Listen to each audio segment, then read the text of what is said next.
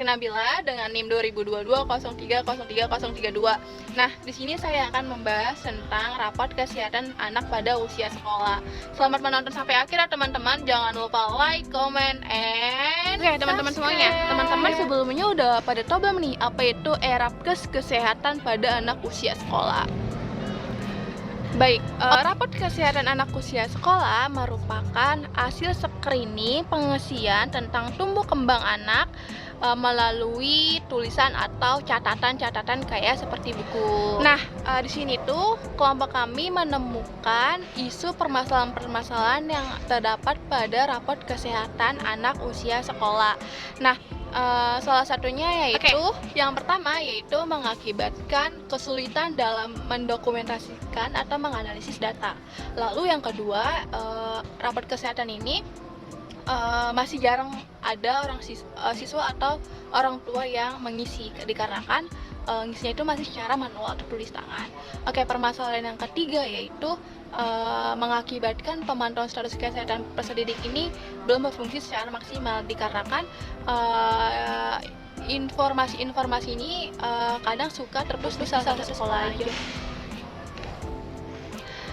Nah, untuk hal ini nih, kelompok kami menemukan apa? Menemukan upaya yang dapat mengatasi permasalahan-permasalahan tersebut, yaitu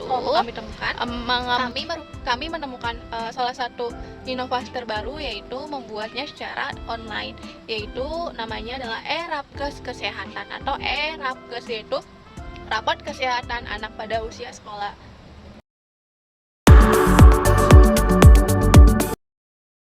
Oke teman-teman semuanya, di sini ada desain website yang sudah kelompok kami rancang. Nah, di halaman pertama ini itu ada menu login ya teman-teman.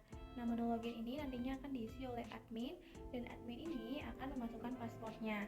Nah, sesuai dengan konsep yang sering kami sampaikan pada saat presentasi di kelas, kami akan menambahkan atau akan bekerja sama dengan pihak-pihak tertentu seperti Dinas Kesehatan, Dinas Pendidikan, dan tentunya pihak sekolah. Nah, di sini saya akan membahas satu persatu ya teman-teman. Ketika kita login nih teman-teman sebagai pihak sekolah, nah yang login itu adalah si kepala sekolah atau wakil kepala sekolah. Nah, setelah si wakil atau kepala sekolah ini sudah login, maka beliau akan mengisi data profil sekolah seperti nama sekolah, NPSN, status, nama kepala sekolah, NIM kepala sekolah, dan lainnya. Nah, setelah itu sudah diisi, maka si kepala sekolah atau wakil kepala sekolah ini bisa juga menambahkan tahun pelajaran. Nah, bisa lihat teman-teman nih, kayak misalnya 2023-2024 semester genap aktif, 19-20 tidak aktif, 2018-19 tidak aktif. Jadi si pihak sekolah ini, kepala sekolah dan wakil kepala sekolah ini bisa mengupdate di setiap tahunnya ya teman-teman. Ini juga bisa menambahkan tahun pelajaran, misalnya nanti 2025-2026 aktif gitu. Nah, setelah itu si wakil atau kepala sekolah ini akan memasukkan data-data guru yang akan bertanggung jawab untuk mengisi screening siswa. Nah, sebelum kami bahas data gurunya, di sini tuh kami sepakat untuk yang mengisi screeningnya itu adalah dari wali kelasnya sendiri. Nah, nanti si wali kelasnya ini akan dimasukkan oleh pihak sekolah, yaitu akan memasukkan NIM, tempat lahir, alamat lengkap, nama lengkap, tanggal lahir, jenis kelamin. Si pihak sekolahnya ini, kepala sekolah dan wakil kepala sekolah ini juga bisa melihat data-data guru yang sudah login ya teman-teman. Oke, setelah si guru ini sudah login, maka guru ini akan melihat data-data siswanya seperti ini teman-teman: NIS, NISN, nama lengkap, tanggal lahir, jenis kelamin, alamat, dan status. Dan si guru ini juga bisa menambahkan data siswa, kayak misalnya ada siswa baru gitu. Oke, setelah si guru tersebut sudah menambahkan data-data siswa, kalau misalnya ada siswa yang baru, guru tersebut juga bisa menambahkan data kelas seperti nama kelas 1A, kelas 1B gitu teman-teman. Nah, si guru ini nantinya akan mengisi screening yang sudah kami buat, dan si guru ini yang akan bertanggung jawab dari hasil screening tersebut. Maksudnya bukan orang tua gitu nih, tapi ini yang ngisi tuh gurunya. Ini kurang lebih kayak gini teman-teman.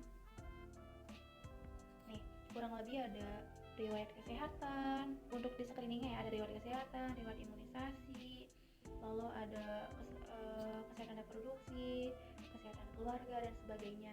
Nah, ketika si guru ini sudah mengisinya, maka si guru ini bisa melihat hasil dari pemeriksaan fisiknya. Nah, seperti teman-teman.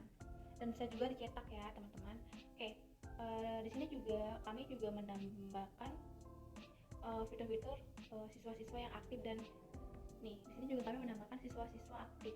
Jadi bisa ketahuan teman-teman siswa yang masih aktif di sekolah ini tuh ada siapa aja dan jumlahnya berapa gitu. Oke, sekarang kita login sebagai dinas pendidikan.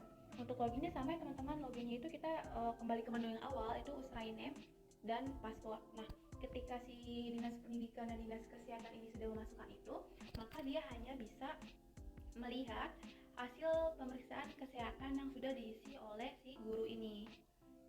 Ini ya teman-teman. Nah, ini teman-teman.